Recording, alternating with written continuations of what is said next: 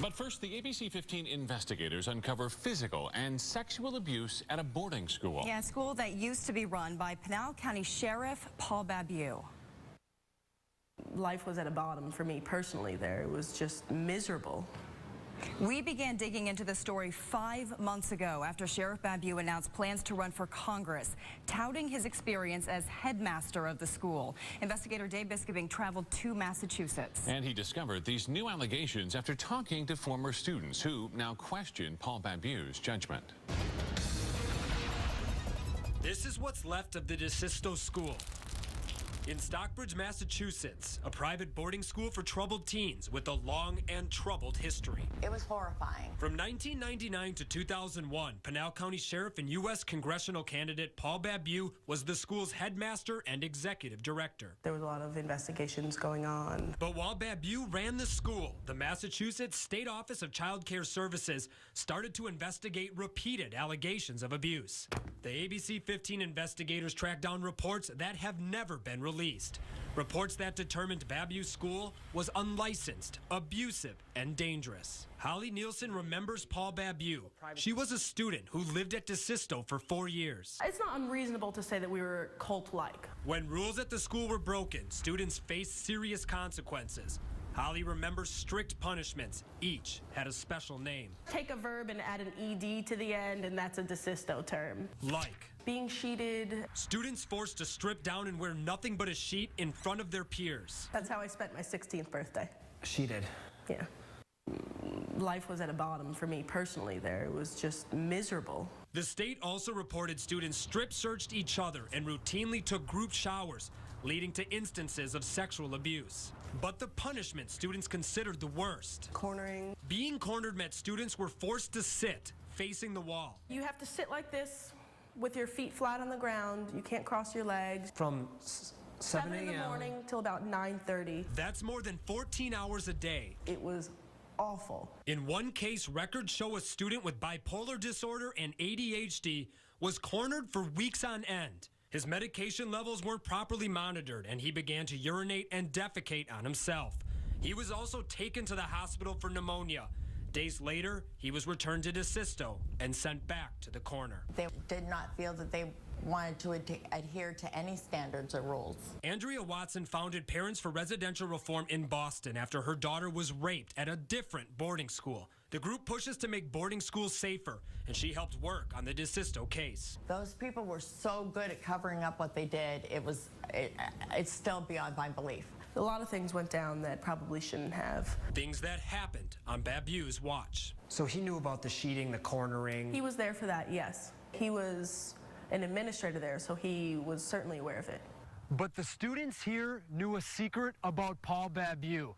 A secret his own sister says she didn't discover until she came to his home one afternoon. I said, what is this student from DeSisto doing here? He says, Lucy, he's my boyfriend. I love him. There's all the kids. Lucy is Babu's older sister. She says her brother was having a relationship with a male student. I said, Paul, get control of yourself here. You know, that's inappropriate. You were his teacher.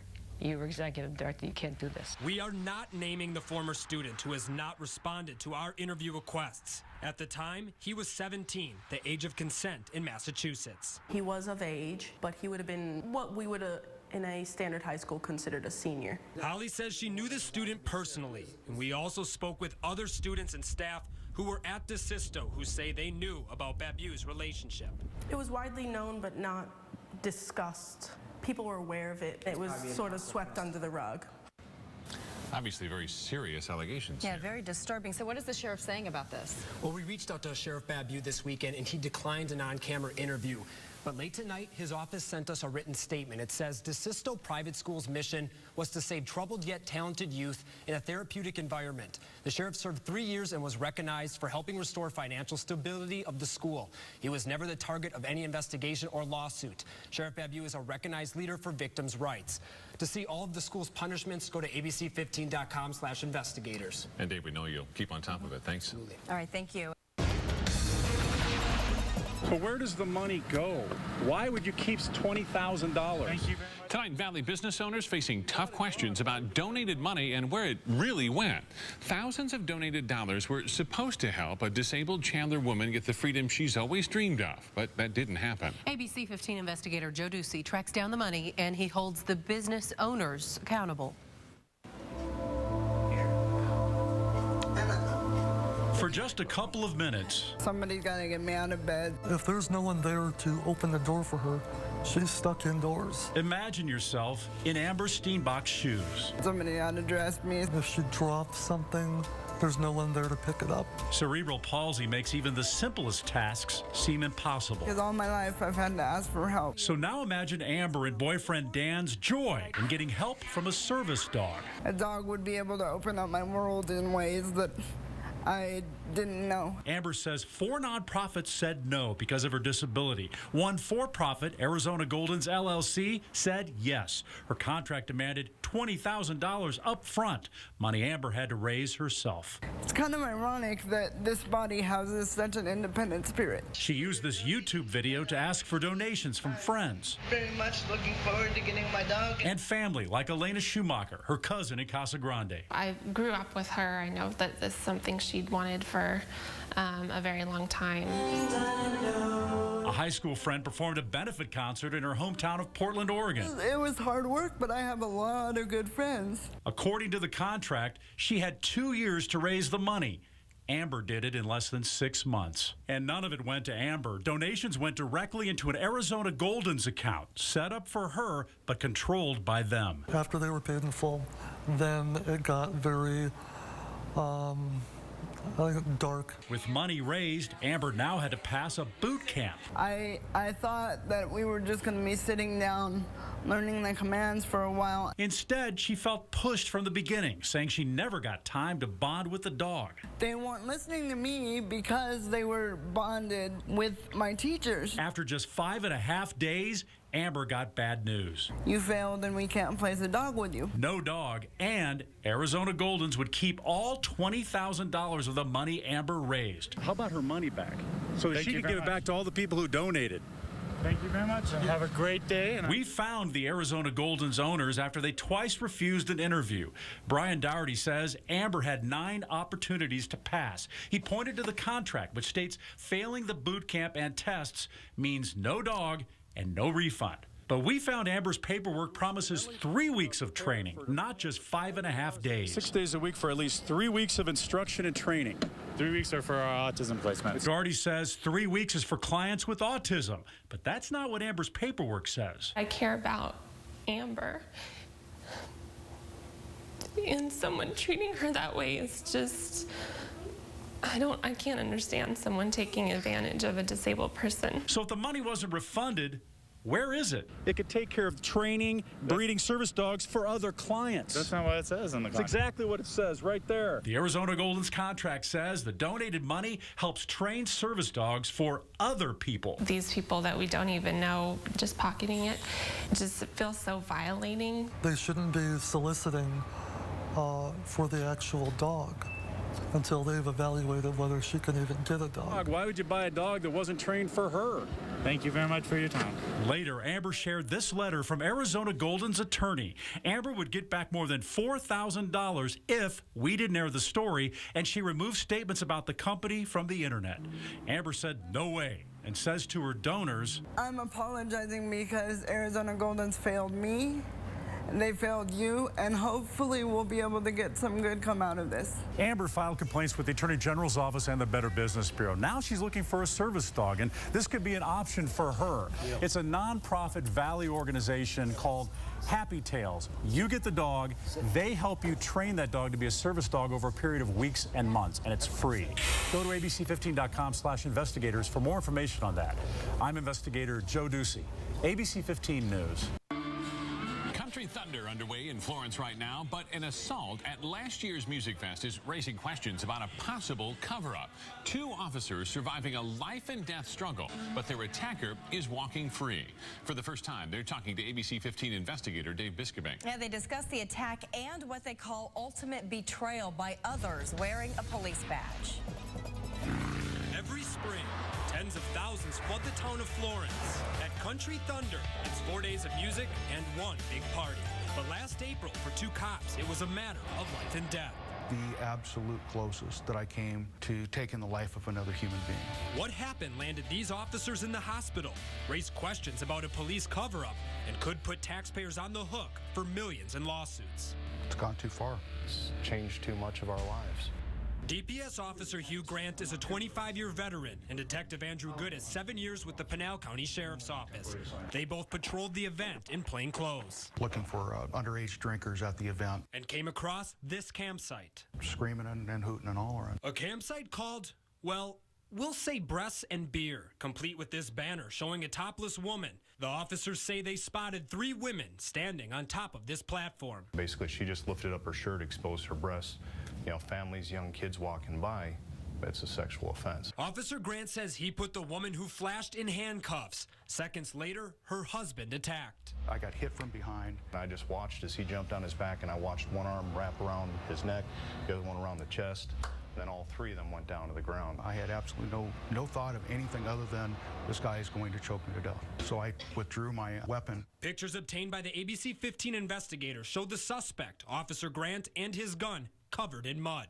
Both officers were hurt in the struggle. Concussion, a strained back and a strained neck. I fractured my leg and I had severed the ACL and I had 5 blood clots. Because of their injuries, other Pinal County Sheriff's deputies handled the arrest. At this point, did you think everything's going to be all right, everything's being taken care of? Absolutely. And did that change? Dramatically.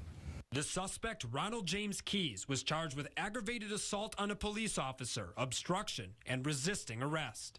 But unlike most people charged with such serious crimes, Ronald Keys was released within just 3 hours. Then he was driven back here to the scene of the crime by sheriff's deputies so he could enjoy the rest of the concert. Meanwhile, Detective Andrew Good was still in the hospital. Do you feel like there was a cover-up attempt here? We probably wouldn't be sitting here today if that weren't true. Charges against Ronald Keys were dropped. Prosecutors say they had no choice because of how the investigation was handled. We reviewed the case and found police reports were written months later because of inadequate documentation. Investigators failed to seek out eyewitnesses at the scene. And this email from Sheriff Paul Babu's Special Assistant Lieutenant Blake King, who hours after the assault wrote to prosecutors. Unfortunately, the subject had been fingerprinted before I could get him released. Please attempt to have his record of this cleared. Nobody is that far above the law. This says everything. This says sweep it under the rug. It says delete it. Never happened. Make it go away. I've never seen a request like this from a law enforcement officer. Attorney Kurt Altman is a former FBI agent and federal prosecutor. We asked him to review the case. There appears to have been an assault on a police officer here. I certainly would have expected a much more in-depth investigation. The ABC 15 investigators discovered Ronald Keys is the son of 2 retired Tucson police officers. And we also found that campsite has been rented by off-duty Tucson officers for years, and documents refer to them as friends of Pinal County deputies. Obviously, there was a relationship here. Friends do not investigate friends. The case stalled. Pinal County investigators labeled it a bad arrest, saying Grant and Good never identified themselves. And you displayed your badges. Our badges were in plain sight. Yes, they did both have them out. Heather Sizik was an eyewitness but was never interviewed at the scene. She says it was obvious they were officers. She was in handcuffs. I mean, and their badges were out. Held it up over my head, Arizona DPS. Police officers injured in the line of duty are usually honored, but in this case, these 2 lawmen feel betrayed by their own. The fact is that this investigation was handled wrong from day one, and it's yet to be corrected. The 2 officers filed their lawsuit here at the Pinal County Superior Court just this week. They accused the Sheriff's Office of defamation, racketeering, and violating their victims' rights. The Sheriff's Office would not answer our questions on camera, but in a written statement, a Sheriff's spokesman called what happened an alleged assault and said they fully investigated before turning it over to the county attorney. In Florence, I'm investigator Dave Biskobing, ABC 15 News. It's very worrisome because they've managed to counterfeit one of the main fraud prevention tools that's built into the license. All it took was a few minutes, a few $100s, and the ABC 15 investigators scored some pretty realistic-looking fake IDs. Now, this is more than an amateur operation targeting college kids who want to drink. ABC 15 investigator Joe Ducey got these IDs from China. And tonight, he's revealing new threats to your personal information and national security. That one you think's fake? Yeah, I'd definitely get a second opinion on that one. When you think of fake IDs, you probably think of this. How many of these do you think you look at every night? Upward like 50 to 100. Underage drinkers trying to get into a bar. Last year alone, Tempe police picked up more than 2,000 fake IDs here along Mill Avenue. But the ABC 15 investigators found the world of fake IDs goes well beyond the Tempe bar scene. They're easy to get and not at places you would think, on the street or on campus. We found them in China on this website. Driver's licenses from Arizona and 17 other states. Just fill in the information, pick a birth date, and upload your pictures. For this story, we bought 2 IDs, wired $200 for each one to a place in China. Within a few days, our fake IDs arrived. Now, it might be hard to tell from the outside because to get this package through customs, the licenses were hidden here underneath this bookmark. And this one you think's real? Yeah. Back to Kirk, the bartender, he couldn't tell our ID was fake. This one is for Marissa, an ABC 15 intern. She's 19. The ID says she's 22. Yeah, they're really, really good. Especially in a state like Arizona with border issues and other security concerns, it's extremely troubling. Security experts told us these fakes are so good, they could be used for more than just buying beer. So we took our investigation a step further. You know this guy, ABC 15 anchor Steve Irvin, and I'm Joe Ducey. We ordered an ID with my picture and put Steve's name on it. We did it with Steve's blessing and had a little fun with it, but this is serious stuff. Using another's identity is a felony. I don't want to use the word impressed, but I mean, they're very well done. We showed the fake IDs to Arizona Department of Public Safety officer Carrick Cook. It is a scary scenario. Cook says the IDs are so good, even when you swipe the black stripe on the back of the counterfeit IDs from China, it matches the information on the front. This gets you through the door. Edward Goodman is a security expert with Identity Theft 911. He says these fakes can get a criminal pretty far. Especially if you're doing an in-person transaction to try and get credit.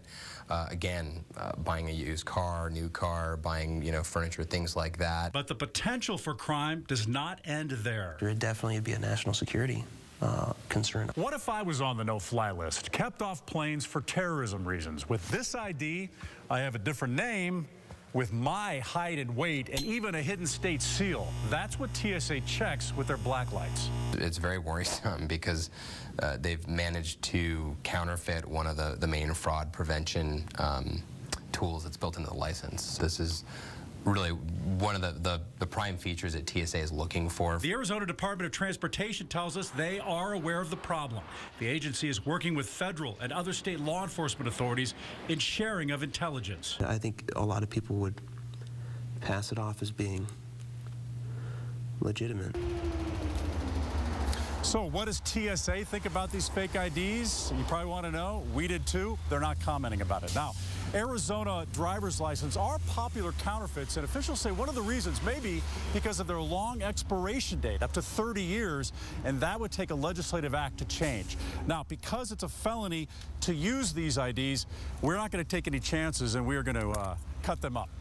And Joe, if it is a felony, how did we not break the law by then having these made?